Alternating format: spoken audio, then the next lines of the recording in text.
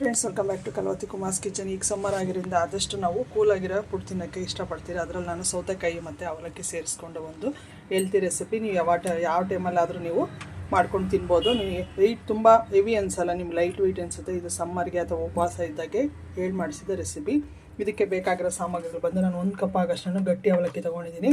1/4 cup ಆಗೋಷ್ಟು ಕಾಯಿ ತುರಿ. ಆದಷ್ಟು ಕಾಯಿ ತುರಿ, ಫ್ರೆಶ್ ಕಾಯಿ ತುರಿ ತೊಗೊಳ್ಳಿ, ಟೇಸ್ಟ್ ತುಂಬ ಚೆನ್ನಾಗಿರುತ್ತೆ. ಒಂದು ಸ್ವಲ್ಪ ನಿಂಬೆ ರಸ ಬೇಕಾಗುತ್ತೆ.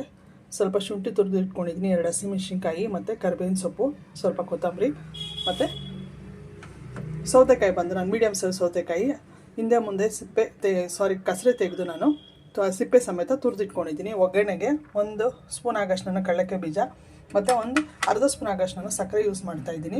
ಮತ್ತು ಒಂದು 1/4 ಟೀ ಸ್ಪೂನ್ ಆಗೋಷ್ಟು ಜೀರಿಗೆ, 1/4 ಟೀ ಸ್ಪೂನ್ ಆಗೋಷ್ಟು ನಾನು ಸಾಸಿವೆ, ಸ್ವಲ್ಪ ಇಂಗು ಮತ್ತು ಒಂದು ಅರ್ಧ ಸ್ಪೂನ್ ಆಗೋಷ್ಟು ಕಡಲೆಬೇಳೆ, ಒಂದು 1/4 ಟೀ ಸ್ಪೂನ್ ಆಗೋಷ್ಟು ನಾನು ಉದ್ದಿನಬೇಳೆಗೆ ಯೂಸ್ ಮಾಡ್ತಾಯಿದ್ದೀನಿ.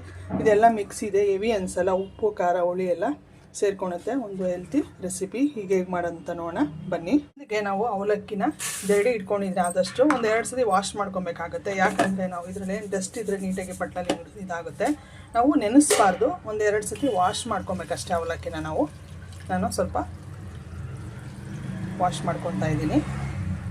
ನಾನು 1-2 ಸತಿ ವಾಶ್ ಮಾಡಿ ಇಟ್ಕೊಂಡು ನೆನೆಸೋಕ್ಕೆ ಹೋಗಬಾರ್ದು. ಯಾಕಂದರೆ ನಾವು ಸೌತೆಕಾಯಿ ತುರಿದಿದ್ದೀರಲ್ಲ, ಆ ನೀರಲ್ಲೇ ನಾವು ಅವಲಕ್ಕಿನ ನಾವು ನೆನೆಸ್ಕೊಂಡಿದ್ದೀರ, ಅದರಿಂದ ನಾವು ನೆನೆಸಿಡಿಲ್ಲ. ನೋಡಿ, ಸೌತೆಕಾಯಿ ಮೀಡಿಯಮ್ ಸೈಜ್ ಒಂದು ತೊಗೊಂಡಿದ್ದೀನಿ.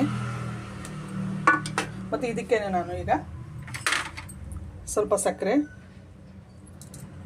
ಮತ್ತು ಕಾಯಿ ತುರಿ ಸೇರಿಸ್ಕೊತಾ ಇದ್ದೀನಿ. ಕಾಯಿ ತುರಿ ಮತ್ತು ಉಪ್ಪು, ಒಂದು ಅರ್ಧ ಸ್ಪೂನ್ ಆಗೋಷ್ಟು ಉಪ್ಪು ನೀವು ನೋಡಿ ಹಾಕ್ಕೊಳ್ಳಿ. ಇಷ್ಟನ್ನು ಹಾಕಿ ನಾವು ಚೆನ್ನಾಗಿ ಮಿಕ್ಸ್ ಮಾಡಿಕೊಟ್ಟು ನಾವು 1-2 ನಿಮಿಷ ನಾವು ಬಿಡಬೇಕಾಗತ್ತೆ. ಇದೊಂದು ಕುಕುಂಬರು ಮತ್ತು ಅವಲಕ್ಕಿ ಒಂದು ಈ ಸಮ್ಮರ್ಗೆ ಒಂದು ಹೆಲ್ತಿ ರೆಸಿಪಿ ಆಗಿದೆ. ಇವಾಗ ಇದನ್ನು ನಾವು ಹಂಗೆ ಬಿಟ್ಬಿಡೋಣ. ಅವಲಕ್ಕಿ ನೀಟಾಗಿ ಸೌತೆಕಾಯಿ ತುರಿನಲ್ಲಿ ನೀರಿನಂಶ ಇರೋದ್ರಿಂದ ಅದು ಚೆನ್ನಾಗಿ ನೆನ್ಕೊಳುತ್ತೆ. ಈಗ ಒಂದು ಪ್ಯಾನ್ ಇಟ್ಕೊಂಡು 1-2 ಸ್ಪೂನ್ ಒಳಗಡೆ ನಾವು ಆಯಿಲ್ ಸೇರಿಸ್ಕೊಬೇಕಾಗುತ್ತೆ. ಯಾಕಂದರೆ ಏನು ಡೀಪ್ ಫ್ರೈ ಮಾಡೋಂಥದ್ದು ಏನಿರಲ್ಲ. ಕಡಲೆಬೇಳೆ, ಉದ್ದಿನಬೇಳೆ ಮತ್ತು ಕಡಲೆಕಾಯಿ ಬೀಜ ನಾವು ಒಗ್ಗರಣೆ ಹಾಕೊಳೋದಷ್ಟೇ ಜಸ್ಟು.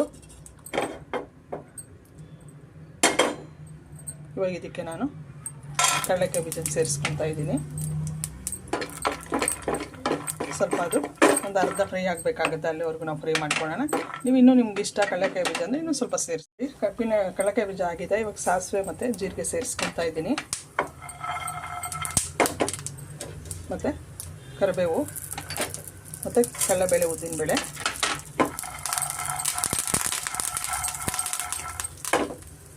ಮತ್ತು ಹಸಿಮೆಣಸಿನ್ಕಾಯಿ 2 ಮತ್ತು ಸ್ವಲ್ಪ ಶುಂಠಿ ತುರಿ ಮತ್ತು ಸ್ವಲ್ಪ ಇಂಗು ಸೇರಿಸ್ಕೊತಾ ಇದ್ದೀನಿ. ಸ್ವಲ್ಪ ಇಂಗು, ಇಷ್ಟನ್ನು ನಾವು ಫ್ರೈ ಮಾಡ್ಕೊಡ್ಬೇಕಾಗತ್ತೆ. ಇದಕ್ಕೆ ಅರಿಶಿನ ಸೇರಿಸ್ತಾ ಇಲ್ಲ, ಸಾಕು. ನಾನು ಆಲ್ರೆಡಿ ಅವಲಕ್ಕಿಗೆ ಸ್ವಲ್ಪ ಉಪ್ಪು ಸೇರಿಸಿದ್ದೀನಿ, ಇಲ್ಲೊಂದು ಸ್ವಲ್ಪ ಸೇರಿಸ್ಕೊತಾ ಇದ್ದೀನಿ. ಉಪ್ಪು ನೀವು ನೋಡಿ ಹಾಕ್ಕೊಳ್ಳಿ, ಇಷ್ಟ ಆದರೆ ಸಾಕಾಗುತ್ತೆ. ಇವಾಗ ನಾವು ನೆನೆಸಿಟ್ಟಿರುವ ಅವಲಕ್ಕಿನ ನಾವು ಸೇರಿಸ್ಕೋಣ. ಆಲ್ರೆಡಿ ಇದು ಸೌತೆಕಾಯಿ ತುರಿನೆಲ್ಲ ಚೆನ್ನಾಗಿ ನೆಂದುಬಿಟ್ಟಿದೆ.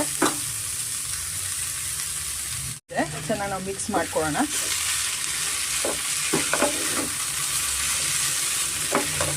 ಮಿಕ್ಸ್ ಮಾಡಿಕೊಟ್ಟು 1-2-3 ನಿಮಿಷ ಸ್ವಲ್ಪ ಮೀಡಿಯಮ್ ಫ್ಲೇಮಲ್ಲೇ ನಾವು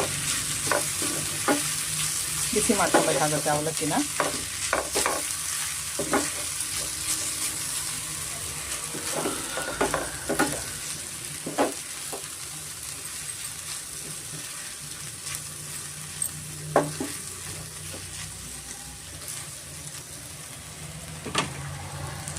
ಮಿಕ್ಸ್ ಮಾಡಿಕೊಟ್ಟಿದ್ದಾಗಿದೆ ಚೆನ್ನಾಗಿ. ಇವಾಗ ನಾವು ತಟ್ಟೆ ಮುಚ್ಚಿಬಿಟ್ಟು 1-2-3 ನಿಮಿಷ ಸ್ವಲ್ಪ ಕುಕ್ ಮಾಡ್ಕೊಬೇಕಾಗುತ್ತೆ. ಮೀಡಿಯಮ್ ಫ್ಲೇಮಲ್ಲೇ ಸ್ವಲ್ಪ ನಾವು ಕುಕ್ ನೋಡಿ. ಫ್ರೆಂಡ್ಸ್, ರೆಡಿಯಾಗಿದೆ.